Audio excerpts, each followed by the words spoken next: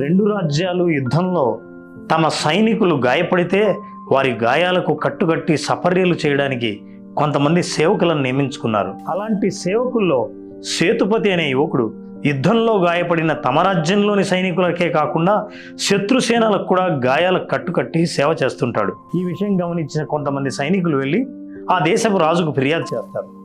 వెంటనే రాజు సేతుపతిని పిలిపించి, శత్రు సైనికుల సేవ చేస్తున్నావు కదా, నిన్నెందుకు నేను శిక్షించకూడదో చెప్పు అని గద్దించి అడుగుతాడు.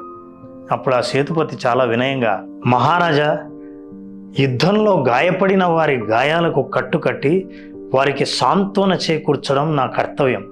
నా కర్తవ్యంలో మనవాళ్ళ పరాయి వాళ్ళ అని చూసినప్పుడు అది సేవే కాదని నా ఉద్దేశం అని అంటాడు. ఆ మాటలకు సంతోషించిన మహారాజు సేతుపతిని దగ్గరకు తీసుకొని, అస్సలైన సేవకుడి నువ్వే అని అభినందిస్తాడు. మన సేవలో మానవత్వం కాకుండా